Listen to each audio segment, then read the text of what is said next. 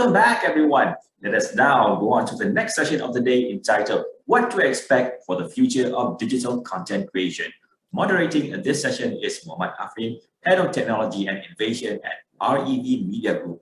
He is an experienced technical evangelist with demonstrated history of working in the fintech, e-commerce, healthcare, and digital media industry. He's also specialized in technical leadership and management, cloud platform engineering, cybersecurity, and artificial intelligence, machine learning.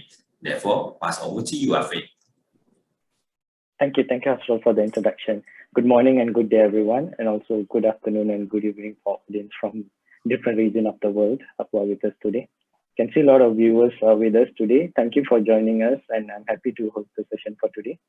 We'll be talking about what to expect for the future of digital creation today, and I will also would like to welcome our esteemed panelists today. Ruben from Nazri and also Elliot. Thank you for being here today. And we have a number of topics planned for our session today. Hope this will be a fruitful session for everyone. And also feel free to post the question during the session. We will have our own internal reviewer that picking a selected question, and also we'll be addressing it at the end of the session later. So I'm going to just start with a quick brief introduction of our panelists, not longer than a minute or two. So maybe we'll just do one round of introduction, and then probably an addressing to the audience if you want to greet them, and then we'll go jump into the session for today. Probably you can start with Elliot. Yeah, hi everybody. Yeah, a pleasure to be on the session today, and looking forward to a good discussion. I'm based in Singapore. I head up a company called Grabyo. We're a cloud technology platform working with a range of broadcasters, sports federations, media publishers, corporate customers across APAC. We're originally a UK-based company, but we've grown quite substantially over the last 5-6 years. We work with well-known broadcasters in Southeast Asia, including some in Malaysia. And yeah, looking forward to talking about the key topics and trends in digital content creation. Thank you. Thanks, Elliot. Thanks, Ruben. Morning, everyone. Aafrin, thanks for having me today. My name is Ruben. I'm currently attached to this company called Advend Group of Companies. We own the largest fleet of vending machine across Malaysia and Singapore. We're a wholly owned subsidiary of Etika Group of Companies, where I spent a large chunk of my career, both with Etika as well as Media Prima, where I have always been in the marketing industry. So I was heading up marketing in Etika, and also a few of the Media Prima subsidiary companies like News Times as well as NTV7. So pleasure to be here today, and looking forward for the discussion. Thank you, Ruben. And last but not least, Nazri, over to you. Hi, good day, everyone. Thank you for having me. My name is Nazri Noran. I'm CEO of Media Prima Audio, which is a subsidiary company of the big company Media Prima. We house radio stations for the biggest radio station in the country. I've been in the radio industry for 20 years now, and it's a great pleasure to be here and share my knowledge. I've also been involved with radio station in Jakarta, Indonesia as well. Thank you. Thank you, Nazri. And talking about Media Prima Audio, congratulations on the launching of the brand. So I can see that it's quite successful, and wish you all the best. Thank you very much. So yeah, cool. And going forward to our topic today, let me recap quickly on the topic of our discussion today, what to expect for the future of digital creation, content creation. So I'm going to walk through a memory lane, what was the digital creation 20 years ago and now, and then probably that will give a context of the agenda of today, and then from there we'll be going into a more deeper discussion and what will be the trend and opportunities, and also where this future of digital content creation. So I think 20 years back, early 2000, and even way before that, we have MySpace and Friendster. I would say that those are the era of beginning of content creation in a mass scale, especially with internet and also the digital ecosystem itself. And then from there, we had a lot of bloggers and blog-based monetization and happening at one era within around 2003, 2004. That's where Google AdSense launched. And also this is also where a lot of users started churning out article and contents and everything. So that seems to provide a lot of content creation in the digital world, especially internet. And then moving forward slightly ahead, and then we had Flickr and Tumblr, which is, can you say, like earlier version of how Instagram used to be. And that's where like a lot of images being created and everything. And then mid 2005, we had YouTube, and this is where like a lot of things changed, especially with a digital content creation itself. And then fast forward 15 years later, 2020, 2021, and then we have so many other apps and different ways of digital content being created, and so many different content creators, influencers, and everything. So we have apps like Bigo, we have apps like TikTok, Clubhouse, and so many other apps that's in the market. And talking about these kind of apps, I'll probably particularly touch on the video itself, right? There is a variety of video, genre of video being created by the content creator itself. We have video genre like ASMR, mukbang, time-lapse, vlog, content review, educational video, and news. And this is endless. We're seeing a lot of creativity from the audience itself, and especially the digital content creators. And with this pandemic, the last 1.5 year, 2 year, what we can see, and also based on the stats that we have, we are seeing a significant increase with the usage of internet. This is because I think we are spending long time at home due to lockdown. Now we are unable to travel, and this allows us to basically spend more time at home and spending online, and also be able to view all this digital content, right? So with that, the content consumption already like increased among the internet users itself, and this pandemic is even further accelerated the content consumption, right?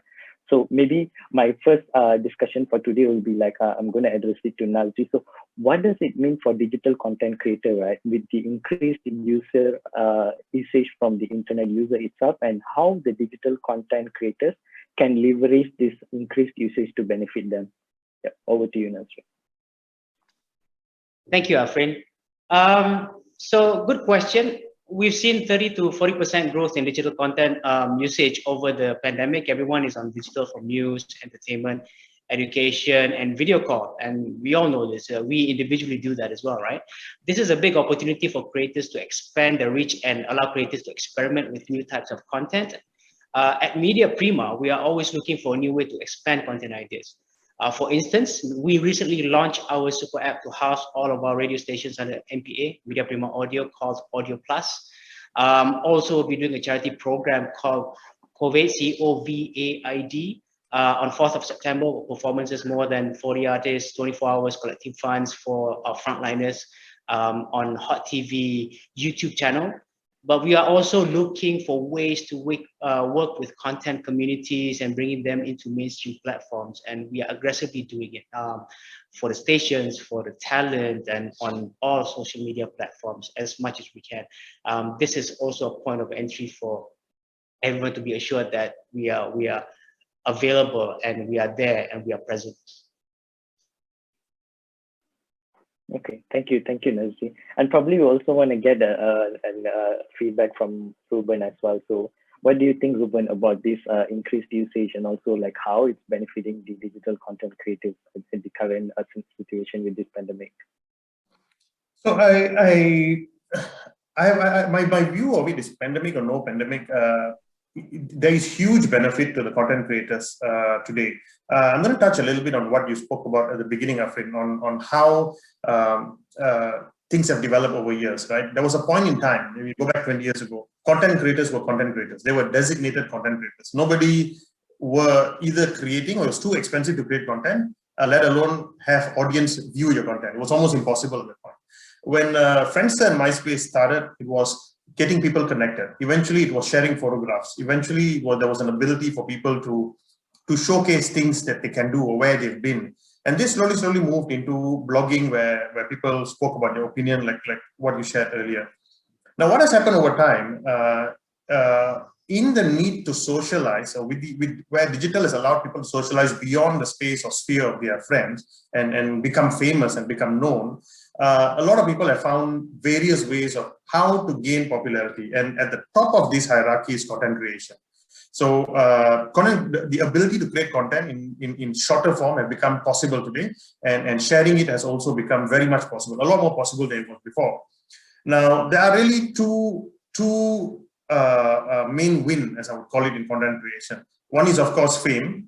and fame is no use if you don't monetize it. So at the pinnacle of it all, it's monetization. How you're able to actually create content and monetize it at the end. And you see a lot of content creators today have become very successful in doing that, simply because they have given advertisers a platform of moving away from creating advertisement to creating content. Because the reality is, no users, no viewers want to consume advertisement. They want to consume content. So as long as the content creators are able to deliver what viewers want, they will be able to successfully monetize.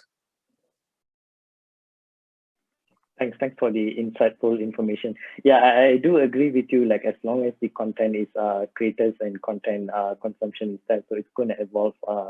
And the ecosystem, it will be like growing more with a lot of this disruption and everything.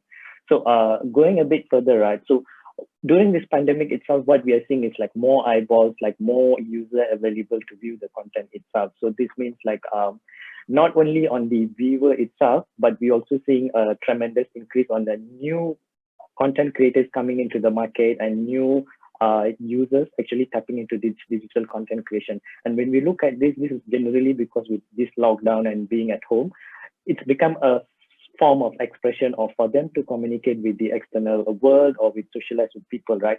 And this actually created, how do you say, like a lot of new content creators, which are very talented. Probably they had the talent in them. And one good example is, I think, Subu, who has been producing a lot of cooking video in YouTube and then also been quite successful as well. So with this, I think this is something probably I'll also want to hear from Elliot itself, how this impact the existing digital content creators in terms of trend and landscape. So when we have like more new digital content creators coming into the market, right?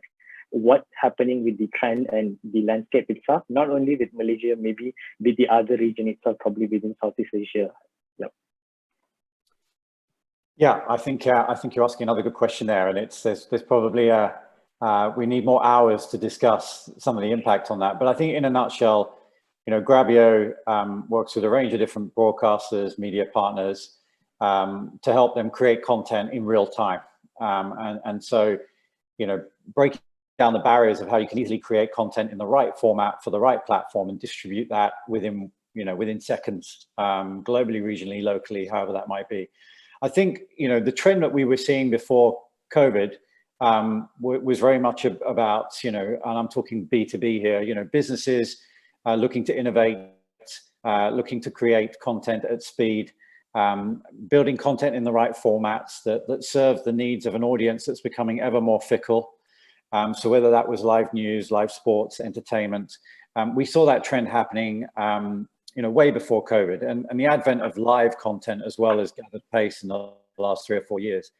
But certainly over the last 12 months, I think more innovation has come into the region in terms of how these businesses, broadcasters or media publishers, are seeing the challenges that are being pushed down onto their business because of COVID, the COVID impact, because of the challenges around ad monetization and other forms of revenue growth.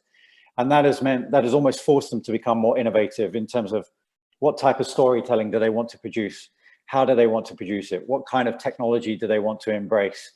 How do they rally their teams and their resources in which to become more nimble and more agile in how they want to create content? And so that is something that we see in Malaysia, and it's an exciting time of development in Malaysia from a broadcast media or a media publisher point of view.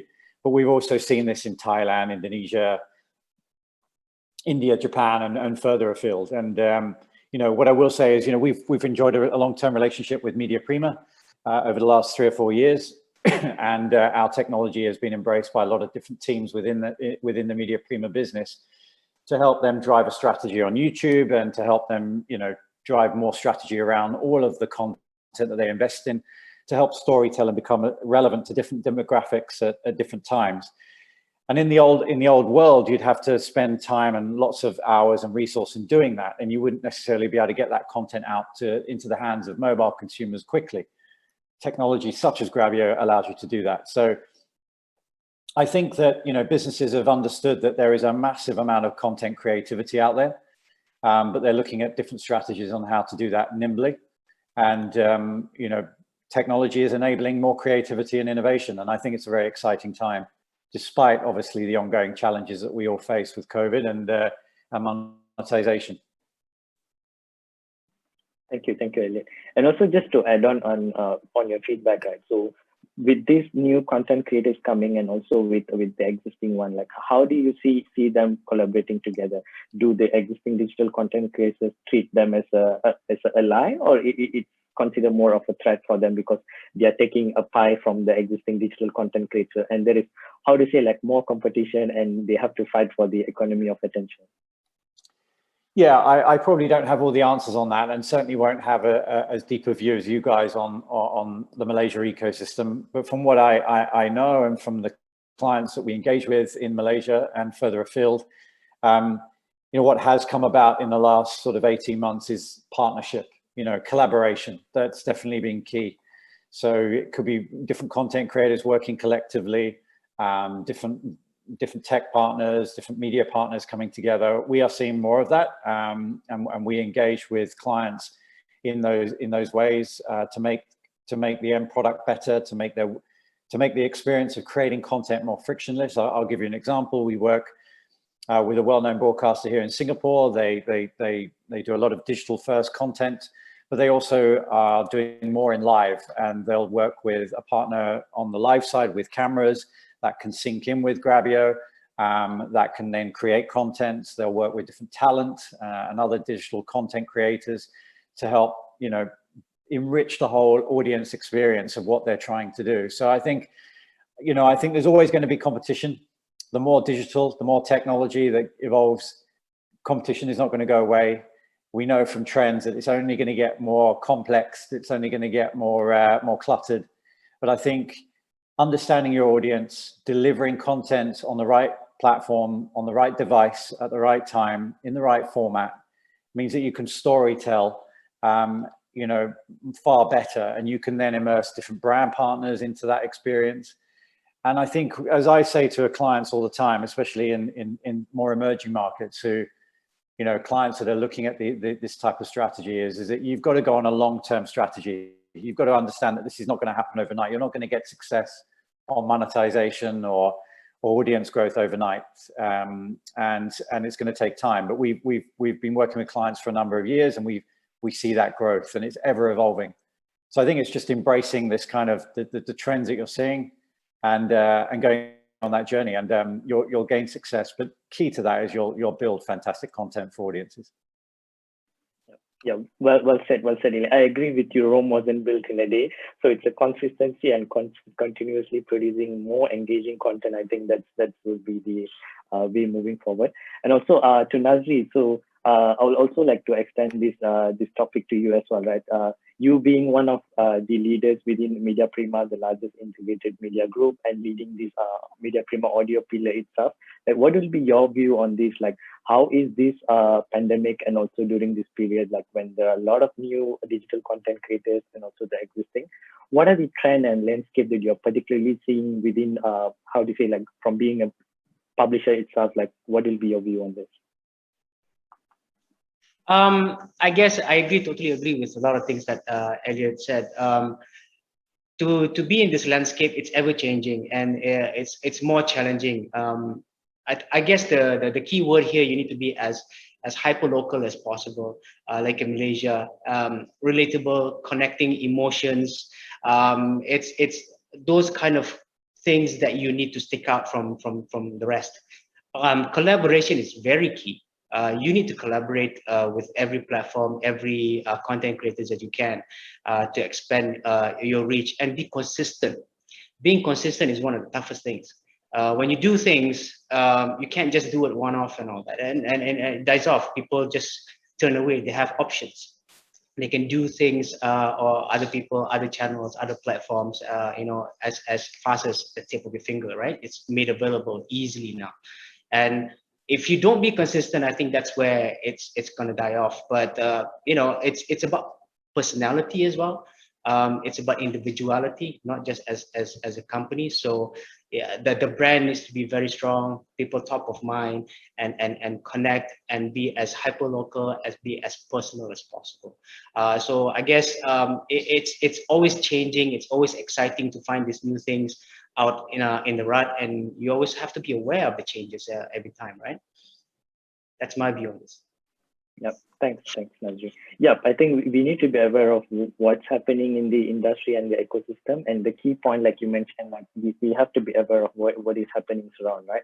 So going further into like our discussion, like this is why like what we can see, like we have a lot of different way of expressing the content itself. Like e-commerce used to be an e-commerce, but down the road now we are seeing something called live commerce, where people are actually selling through like an app or even through a live streaming, that like selling a particular item or particular product itself. And then we also had seen podcast is already there. It's more of audio on demand, but then we had like an apps coming with live audio and everything, Clubhouse. And then apart from this, there's a lot of different, how to say, trends that's happening within the digital landscape, and it's constantly evolving as well. So as we grow with the audience dynamic and also their demographic and also the interest and everything. So Elliot, maybe you could let us know like where does this lead and what are the opportunities for digital content creators moving forward? And it will be good if you also can touch about the tools that's available and also what is the cost that will be, I mean, like what Ruben mentioned earlier, the cost of content creation as well, right? So over the period of time, it's getting more affordable and also more accessible. So we would like to hear from you on this. Yeah, sure. Again, I think this is a really broad topic, and I think I think Ruben and Nazri will also be able to talk more candidly about very localized content creators. From my perspective, on a business to business point of view, the barriers to entry in terms of content creation at high volume have broken considerably, and that's through the advent of cloud technology. Obviously, I sit in that kind of space, but you've seen whether that's Amazon Web Services, whether that's Google Cloud, and other players in that space. The way that you can create content, broadcast content using the cloud has evolved very, very quickly over the last couple of years. Latency is extremely low.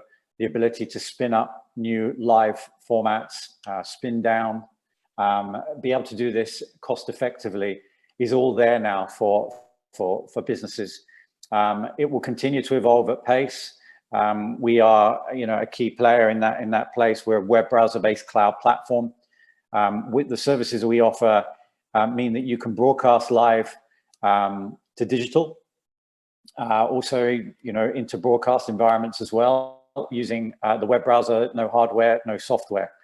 So if you think about that, that is presenting really grand future opportunities and helping clients to reduce their overall cost.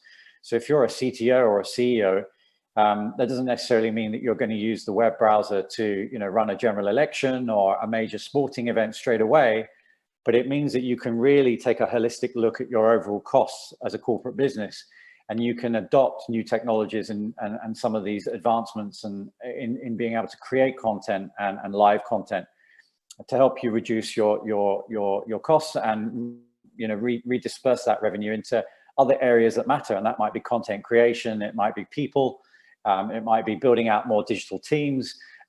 So those are that's one of the significant trends. I think on a more content level, short form live content is huge right now across the Asia region. As the guys have also mentioned, being hyper local, making sure that you can be nimble to meet the demands of your audiences, with hyper local content in the right format, on the right platform, in real time, is very, very important. You can't do it a one-off. You've got to build that brand. You've got to build that storytelling so that you become very well known for what you're delivering. These are all trends that we see. And the other overarching trend that we saw as well over the last 12 months, so, we do a range of different reports. And this year we did focus on Southeast Asia. And we can see that, over 75% of people that we surveyed, they want to see live content and live highlights, whether that's news, sport, entertainment, whatever that might be. They want to see that on the platforms that they're engaging with. And normally that is obviously social media. So there's a massive appetite that continues to grow in wanting content delivered to them when they want it on social platforms. And, you know, we hear a lot of noise about, you know, some of the negative sides of the social platforms over the last couple of years, but they remain wholly relevant to businesses. And it's about understanding how you navigate those platforms, build content in the right way, and deliver content to that audience. Because if you're not delivering to that audience, they'll go and consume the content from somewhere else. And, you know, I think those kinds of trends are continuing to evolve. And while it is challenging, the role of technology plays an important part in making that easy, frictionless, cheap to do or cost effective to do, but also just presents, again, many more exciting opportunities, you know, through partnership, collaboration, to different platform strategies, to working together with your different teams. You know, taking businesses into this kind of era and beyond is a very exciting and dynamic time for everyone. So lots of trends there for people to consider, but it's not as hard as everyone thinks. Just involves a little bit of strategy. Yep. So since you mentioned strategy, that will be our next key part of our discussion today, touching a bit on strategy. And yeah, like what you mentioned, the thirst for audience and also demand from audience will be always there. And we will need to be able to create a kind of ecosystem with the relevant tools, with the relevant content, and more of a targeted content itself. So we need to feed the content that is relevant to the users. Otherwise, like you mentioned earlier, they're going to go and look for those content somewhere else. And that will actually create either a dependency on a particular digital content creators, or they might end up totally transitioning from a platform A to platform B because of this availability of content. And since we touched a bit on strategy on your last point, so this is where like probably I would want to like get some feedback from Ruben itself. So what are the key strategies of winning formulas, right? Let's say I'm a content creator and I want to produce a content, and today I decided I want to produce a video or like even like a live streaming. What should be I doing to win and also to be able to reach the right audience and to be able to win the attention of economy in the social media digital world? Because there's a lot of different platforms, a lot of different types of content are being competing to get the attention of the audience itself. So I think, Ruben, we want to hear from you on this. So, Aafrin, I think there's a couple of things. As a content creator, the first question you got to ask yourself is, what are you good at? Right? If you're good at dancing and you're trying to sing, then that's a bit of a mismatch. Right? So what are you really good at? What really are you talented at? The second is what's current, what's trending, what's current. That's likely going to gain a lot more attention. Right? And three, who are you really trying to attract or engage? Now with time and technology, a couple of things has happened. First and foremost, the lines of platforms have been blurred. Okay, again. In the past, radio is all about audio. TV is all about visual.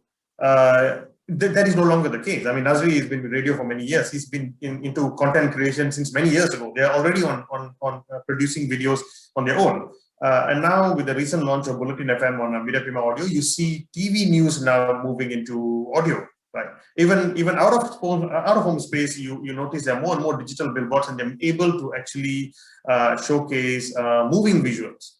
Now, in the past, if you sit in the car, you are likely listening to radio. Okay.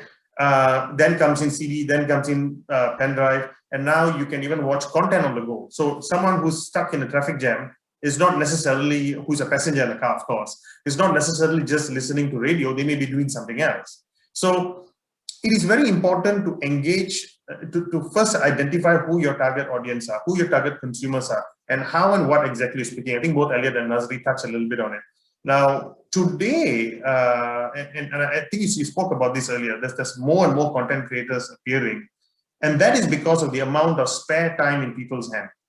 Okay. Firstly, every one of us are content creators. So we go out and post something on our Facebook, we post something on our Instagram, and there's someone consuming it. Someone commenting, someone liking.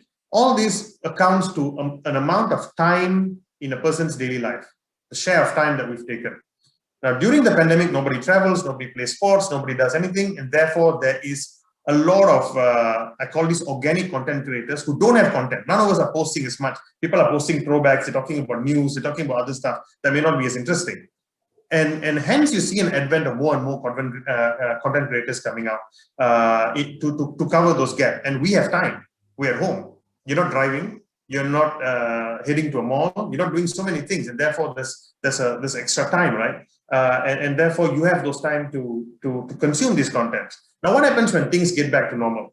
A lot of things will go away. A lot of the time that people have in their hand will start moving back into doing those routine things. We ourselves will start traveling. We ourselves will start doing other things, and therefore it becomes even more imperative and important for these content creators to understand what is current and why someone should engage with them. That's being relevant is actually at the top of it all. It's very important. Yeah, and just to cut in there if I can. Yeah, go ahead. What I would say on that, and I think Ruben makes very good points there, is that globally, every single market, we've all endured the same kind of challenges. Obviously, different countries are tackling with COVID in different ways, but ultimately, we're not going to go back. If you've been forced into a situation where you're streaming more, or you're sharing, you're becoming more of a content creator, you're not going to go back to the old world where you then spend 4 more hours on pay television and you don't, stream content more. We've entered it. COVID has essentially put rocket fuel on change that we were seeing anyway, and so businesses now are scrambling, many in a good way, but they're scrambling now to change, and they've understood that is the case. So again, plenty of challenges, but also we enter a new wave of exciting developments where we've talked about partnership, we've talked about how you can understand your consumer better, but we're to think that we're going to go back to normal in any other way is not. We've all fundamentally changed how we might be consuming, how many minutes we're spending on different platforms, the types of content that we like, content we used to like, we no longer like.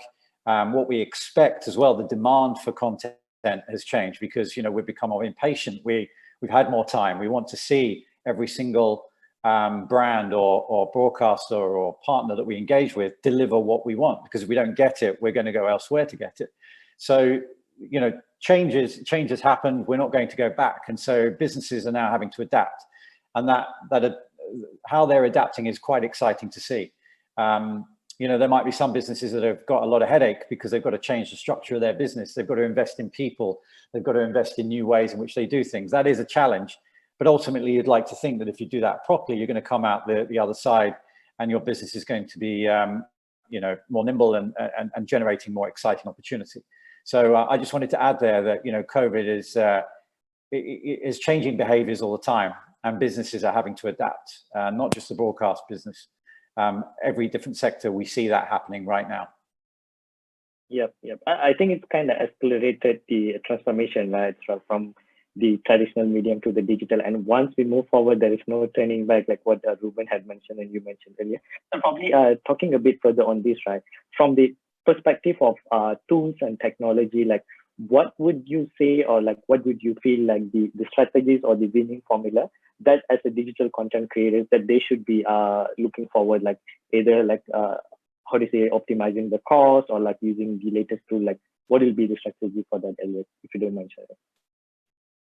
Yeah, well, look, I think again that's really broad. I think you have a range of different content creators.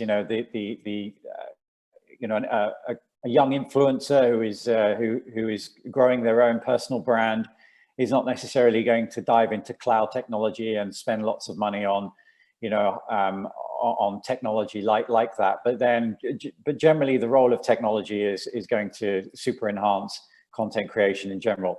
There are plenty of platforms in which you can create content on. I think again, I lean on the business to business side on the sectors that we work with.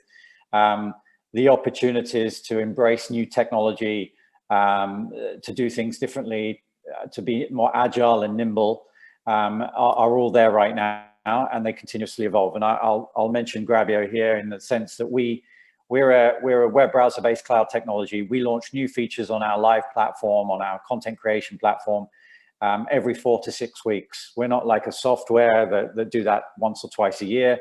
It's perpetually evolving to meet the needs of different businesses that we work with. So we'll work with corporate banks, we'll work with conference organizers, we'll work with big broadcasters, sports federations like the Premier League, the UFC, and many more. And they're all looking to do things different at different stages of their season or different stages of their month. And the ability to do that and spin that up and spin that down is very easy to do now. And it's just about having resource lined to embrace that technology. It's also having a content plan as well around the different assets that you have to merge content with the content plan.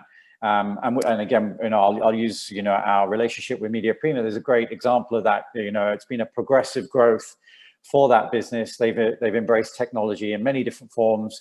Luckily, Grabyo is one of them. And they've grown and enhanced their YouTube strategy, their social strategy. But ultimately, they've been able to drive audiences back to their owned and operated platforms and got people more engaged and more excited about the different assets of content and different genres of content that you have. And we can see that across many different partners around the region. So, again, it's everything that we've touched on earlier on. It's, having a long-term plan, having the resources in place, having a good content aspiration, and then embracing change, embracing new ideas and technologies. And I think when that comes together, again, it brings exciting opportunities. But the underlying thing here, I think we're all saying is it's a journey. It can't happen overnight. You've got to be committed to it. But there's a ton of different audience out there, and there's a lot of different cool things that we can do. So they're the trends that I'm seeing. I think the next sort of 12 to 24 months, we're going to see much more change in partnership, tech, content collaboration. So exciting times ahead. Thank you, Elliot. Yep, I totally align with you on this. So Nazri, so being in the industry, right, I think you're aware of these both worlds. One is like the audience itself, what they want and what is their need itself. And also, I'm pretty sure like you're working with a lot of digital content creators, and being in Media Prima Audio itself, I mean, the organization itself is producing a lot of content itself. So where do you stand and what do you see from here, like having to know the both side of the world in digital content creators and also the audience? What would you say, like, what is the formula or strategy to attract and strike a right chord for between these two worlds? Yeah. Over to you, Nazri. Thank you. So I would like to touch a bit, just go back a little bit to what Ruben has said earlier, and also key points from Elliot. I do agree with many things that he said and all that. So I think one of the things that, before I answer your question, I just go back a little bit to my experience in the radio world. When COVID hit, right, last year, if you remember, sometime in March, April, right, when we had to go to a lockdown and all that, I think all of us was trying to reset ourselves and find out, and especially in radio, okay, there's going to be nobody's going out, so are they going to be listening to us? Because there'll be no cars on the road, right? We didn't know. So at that point, we were like, okay, you know what? Let's see it through. Probably would see if we can get back to some normalcy and all that. As the time passes by and all that, we found out that when we got the report, and it was a research done by GfK, and then we did it again just to find out what are the trends afterwards. Do people really turn off the traditional medium, which is radio, right? Because they're at home. Actually, it grew because the more time that they have at home, they find ways of how to stream us on the website, on the laptop, on our app, on the TV decoders that's made available by radio stations and all that, because the audio is something that they want to hear, whether they're doing something while they're working from home, studying from home, or just using it as a background while they're cooking or taking care of the kids and all that, because there'll be some time off watching, looking at a screen or a TV or and all that, right? So you need some downtime as well, but your ears are always on unless you sleep, right? So the trend actually grew, and when we found that, hey, you know what, then we need to step up and adapt this to the situation. That's why hence we launched our Audio Plus app to house all of our radio stations, but we also have editorials that is under the group of Media Prima Berhad. You have the Harian Metros, the Berita Harians, the NSTs and all that. They can also read articles as they are getting entertained by music and also our talents and all that. And also what Ruben has said earlier, we changed and we rebranded one of our stations to call it Bulletin FM, because people not only watch news and read articles, they want to hear it as well. So we have that on 24 hours around the clock, and we have talents who are doing news anchors, actually delivering proper news in Bahasa Malaysia. And we don't have that in the country right now. It's doing very well. Hence, that's why we did it, and that's why we adapt to it, and we are striving and going aggressively to it. And it's growing in terms of our active users and all that since we launched 2nd August, and it's a great time to do it, timely, right? So to answer your question, the winning formulas here is like we have to focus on a strong interactive content. You don't what Elliot said earlier, right? Everybody's a content creator now. But the thing is, for individual people and all that, you don't wake up the next day, I want to do this, and let's hope that we get 1 million views or people like it and all that, right? You need to have some sort of content planning. That's why you need to be consistent and be committed to it. You'd be lucky at one guy to be like a viral for one day and all that, just wake up, I did something like this and it goes like 1 million views. But if you don't continue that and you want to be known in this digital space, then you just die off. People forget about you and they move on, right? Also, you need to focus on that and sharing it and getting that interactive and comment and response. Those stuff you need to do. You cannot just post it and then don't do anything, right? I mean, people are more personal. If you respond to them, whether it's good comments or negative comments, they appreciate it, right? It's not just about, you need to focus beyond getting high views, reads, look at engagement metrics, but also you need to build long-term engagement. So you need to build subscribers and to increase return of visitors. You need to also explore content categories that are friendly to a client to allow easy monetization on digital. For example, FMCG, beauty, tech, e-commerce. Also, another point that also Ruben touched at being relevant of what's going on now. So recently I can share with you of some of the things that we have done. Currently we're doing it right now. So we're doing this campaign called 30 days, 30 frontliners. So we are appreciating the frontliners and giving them something back. And we are connecting with a company, CSR in Malaysia. And what we do is we get people to nominate their friends who they know, who are the frontliners who are giving their best, and we reward them 500 ringgit, but also the ones who are nominated will get 200 ringgit, but it's doing very well. People are actually nominating and telling the stories. They like to tell stories. They are storytellers. Everyone is a storyteller. You give them that platform, they will come in and do it. Sometimes it's not just because of the money. They just want to be recognized. And it's doing very well for us. In fact, the company CSR is coming back to us again and continuing doing some other stuff. It's in time, in the moment, because people are appreciating the frontliners who are sacrificing their time and their life for the people, So these are the things, if you touch the emotion, which I said earlier, of the people, you get their attention. And how do you do it? You have to figure out the content planning. This is again what Elliot said earlier. It's not just about hearing it. Then what do I see, right? And what do I get out of it? Is it the satisfaction? I get to feel loved because of the stories. You are recognizing somebody by doing that. In a way, being a silent hero in some sort. But hey, at any point of time, you get recognized for something that you're doing. It's a nice touch, It's a feel of satisfaction. Yeah, so that's my point of view on this. Thank you very much. Okay, thank you, Nazri. Touching a bit on the point that you highlighted earlier, for me, being in a tech space, we spend almost 8-12 hours in front of screen. Right?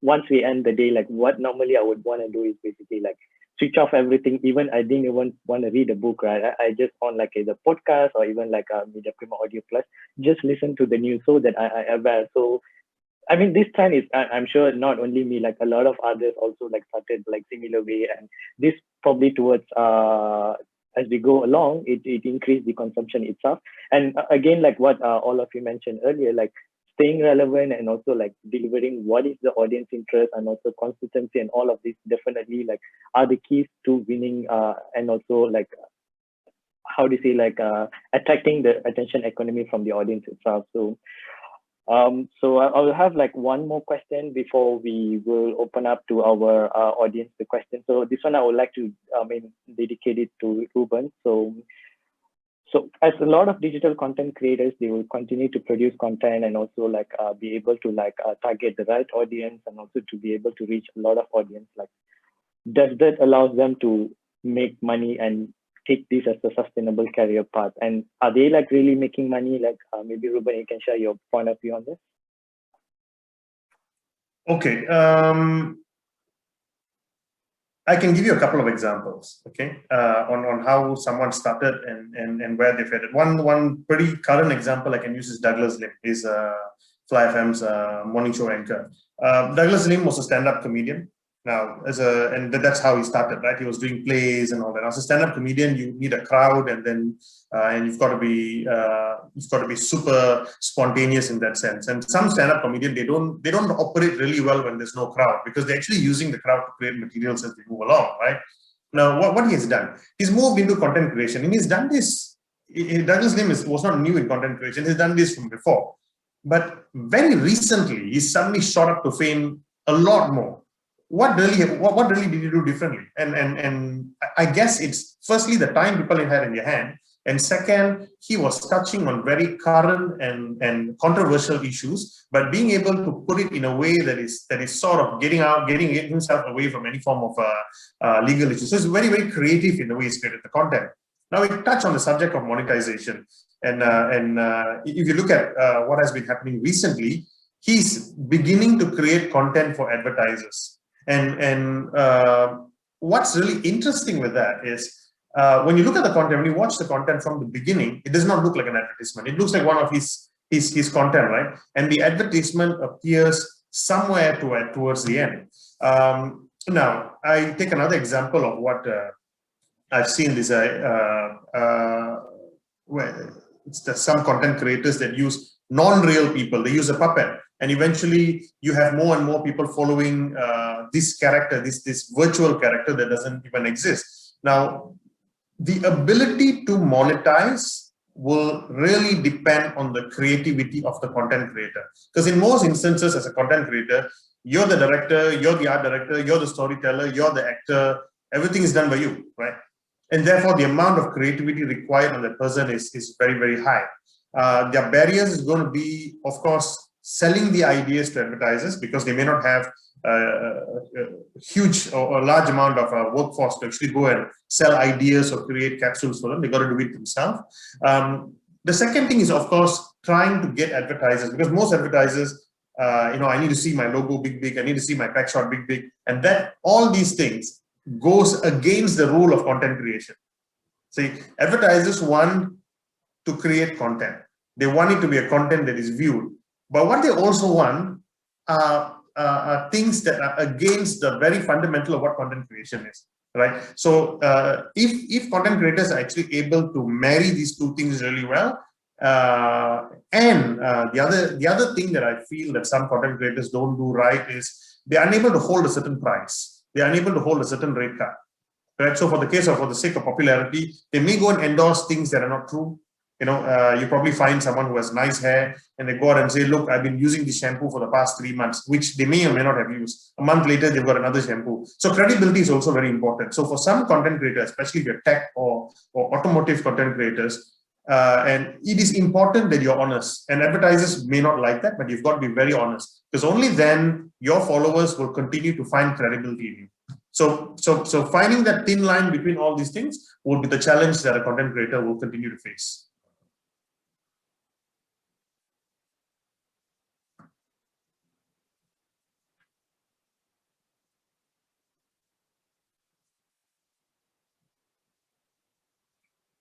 Elliot, can you hear me? Yes, I can hear you. For a moment, I thought I dropped off. Sorry, I got a power failure in my area, so I'm back. Yep. So I have a couple of questions from our audience here. So I'm just going to quickly address this.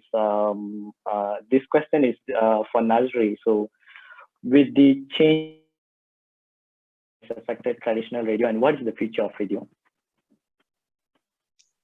Sorry, Aafrin, I didn't get that. Your line was breaking up. Could you repeat again?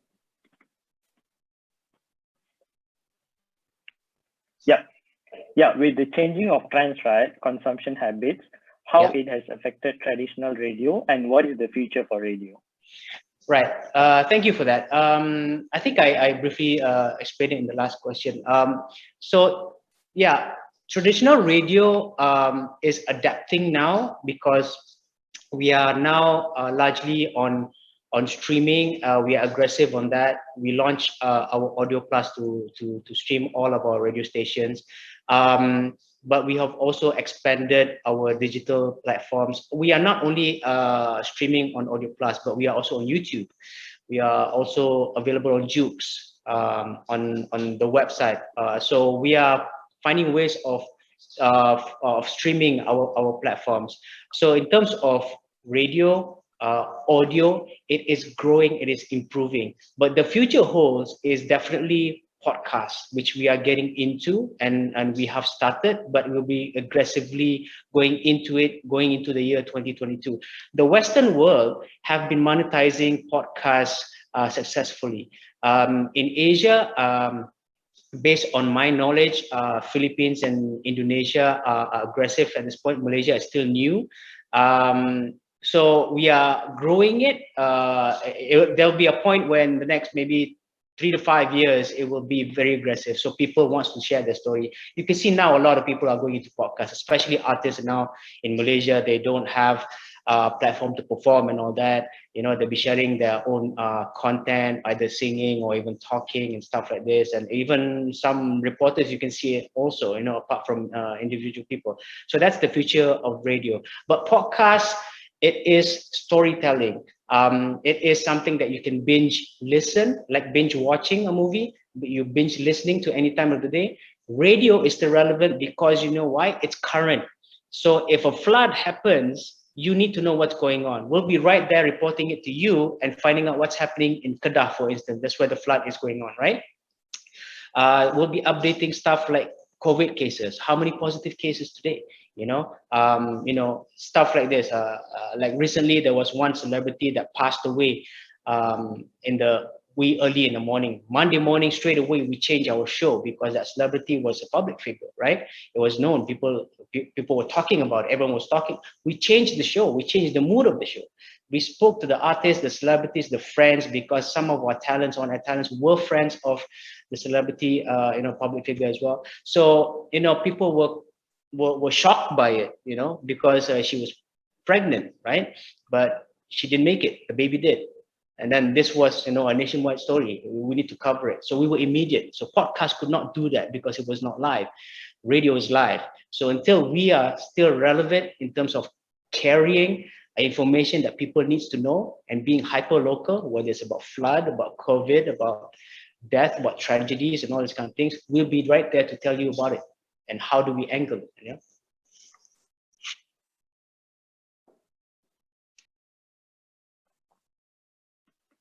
Well said, Nazri. We have one more question. I think we're right on time. I'm just going to open this question to all the three panelists.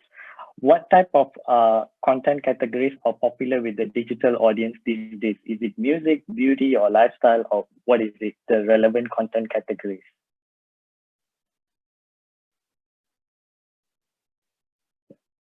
Okay, let me take this one first. I guess everything that you just mentioned has its pull. I mean, there are people out there who wants to consume content on beauty, on lifestyle, on music, on sports. You continuously having that. Now, if I were to put this into a context of a content creator, now let's just say you're a content creator. It is very important to decide first the end objective of your content creation. So let's just say you create content on music.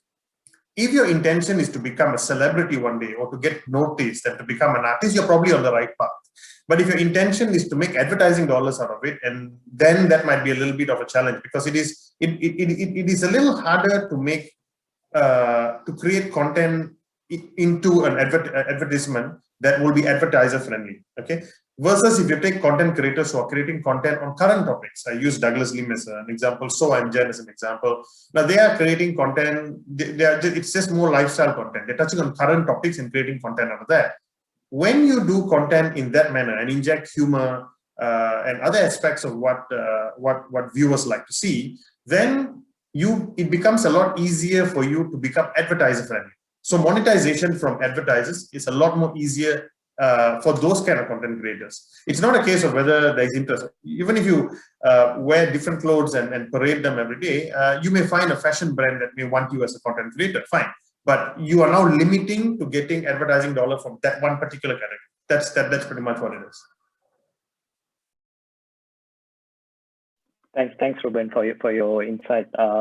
Nazri, Elliot, do you guys have any opinion on this question? Like, what type of content categories appeal to the audience these days? I'll step in here, and then I'll let Nazri have the final say, the final word. But yeah, I think we all talk about the good points. I think moving forward, from what I can see, I think more advertisers are under pressure as well, and they're seeing a younger audience that have more money in their back pocket maybe through this period. They're very well connected. They're very savvy on tech. They're very savvy on what they want to buy, what they want to purchase, what they want to be associated with. So if you take all of those kind of themes, then you can again get very creative with content. So the themes that I see there are shoulder content, behind the scenes content. There are some key clients that we see in Malaysia that are already doing that, but that can diversify even more. So if you take the genre of sport, for example, it might not just be the goal that you want to see in a 30-second clip. It actually might be behind the scenes of your pundits and your presenters and how you're broadcasting that show. If it's live news, it might be presenting news from a young person's gaze rather than the very formal way in which you present news on linear TV. So there's different forms and different formats you can create content there, and that becomes very, very relevant to advertisers. Advertisers will always want to continue, I think, investing and looking at traditional forms of media, but it is diversified considerably. So, thinking of content and how you can create that in different ways will only entice more advertising budgets. And then obviously reaching different audiences that they're trying to get to. So it's just another set of themes that we can see moving forward. But again, I think this discussion point, we've had nearly an hour today. We could probably sit here for 10 hours. There's so much to discuss. But I'll hand over to Nazri for the final say.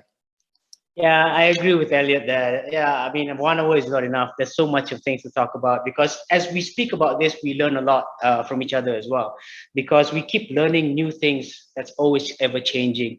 And I guess COVID teaches us that, right? How to adapt to different situations. It's always about adapting now. I mean, all of this, what you mentioned just now, it has its own advantages.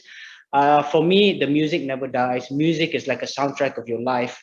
If you notice during the COVID period where people are at home and all that, right? They don't really pay attention to new music. They are more nostalgic because it reminds them of a time before pandemic. I used to go to the beach. Then there's a song for that. I used to meet my parents back home, balik kampung. There's a song for that. I used to get married where I have a lot, there's a song for everything, which we can't do now, right? Everything is so virtual. So songs bring them back to the memories of time where at one time they used to do these things. That's why you see in social as well, they keep posting a lot of throwbacks. I wish I was here. I was on a plane. I was doing this. I was doing that, right? I see Ruben posting that all the time, right? So, so these are the things that we can connect with. But music is, no matter what, a soundtrack of our life. No matter what, the music will never die, right? It represents something. So with everything else, it's all about lifestyle. When it comes to music, it's about lifestyle. It's about fashion. It's about things that we want. It's about things that we miss as well. Sometimes we dress up at home just because we cannot go out. We miss wearing these things, right? So it's just having fun about having escapism. Music is also about escapism. Of all the negative things that you hear every time, the positive cases and all these kind of things, the deaths and all that, obviously those are like, oh my God, can I get out of this? When can we get out of this? So sometimes watching things that is not real, it takes them out of this real situations, so every platform plays its part, and there's every platform for it. You want sports, Elliot just said, I'll be watching EPL. I forget about that 90 minutes of time that I'm watching football. I'll forget about everything. I'll just focus on football, So there are moments in time of that. I like watching movies, but I haven't gone to a cinema for a long time. I do miss that. That represents me about something in that period of time. So every platform, there's no preference, I would think. But the thing is, in terms of for me, because I'm in a radio platform broadcasting, and I've been passionate about it. I've been doing it for 20 years now. Music will never die, and it's something that will be very close to everyone. It represents something, It's not just because of your Justin Bieber's and all that. It's everything, right? It just represents something. You just need that audio sound just to give you a bit of that relief. Music is life. Yeah. Right. Yep. Yep. I mean, it applies and to a lot of different life events, different ethnic, different demographic, different people. It touches everyone's life.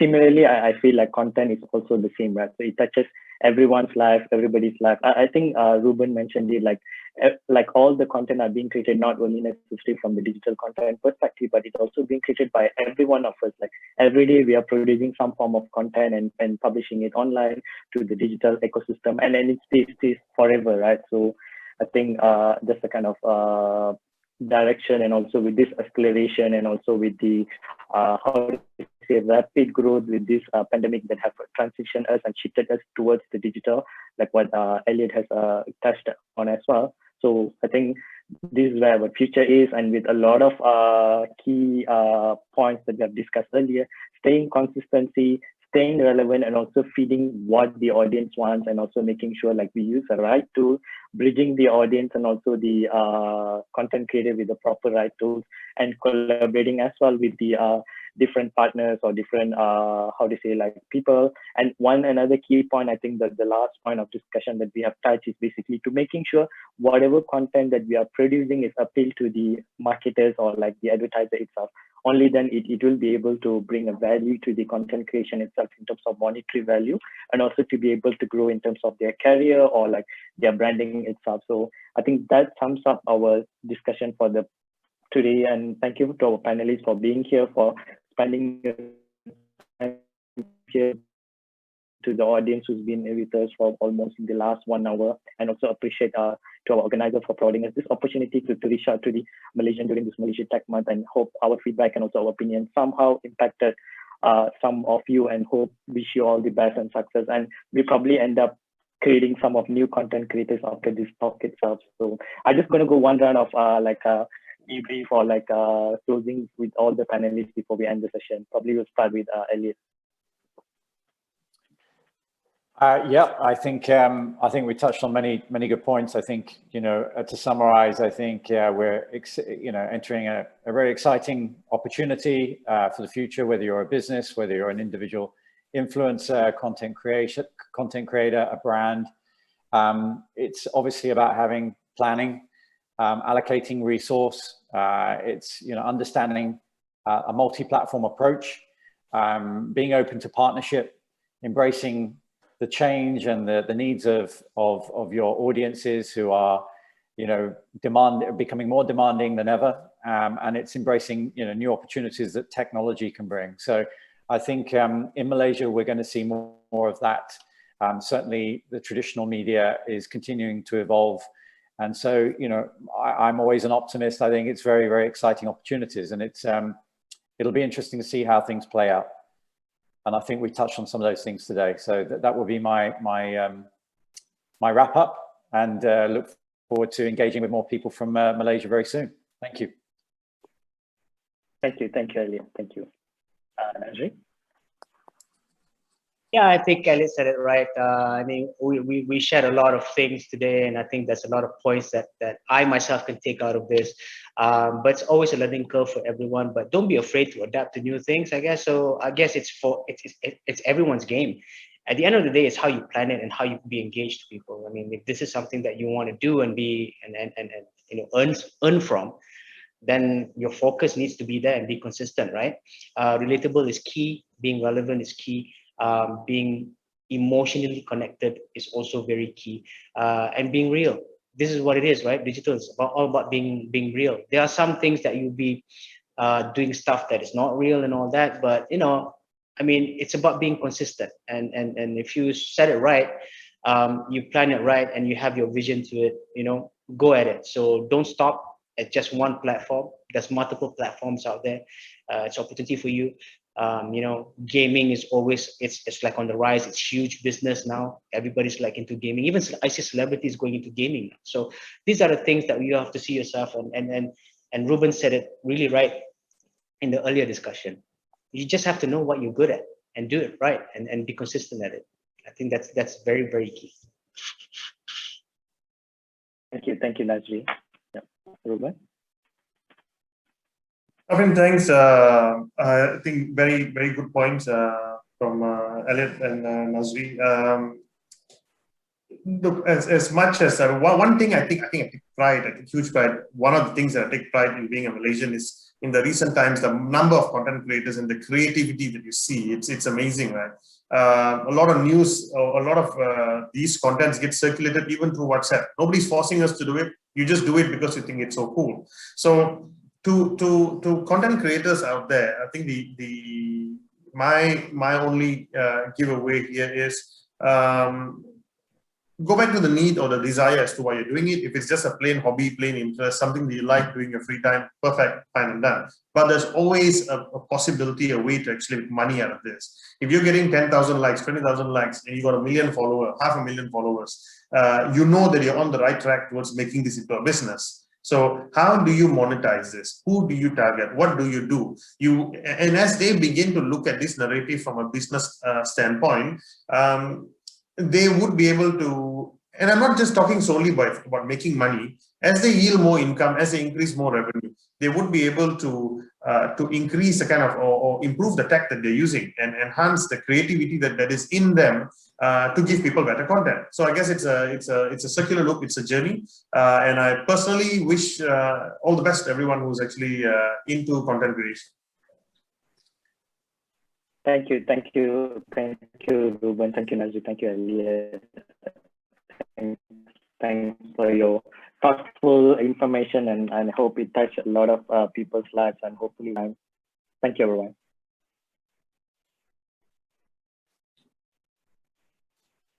Thank you, Aafrin, and all our esteemed panel members for the engaging discussion on the future of digital content creation, the strategy, the storytelling with the use of technology as an enabler through omni-channels for business and pleasure.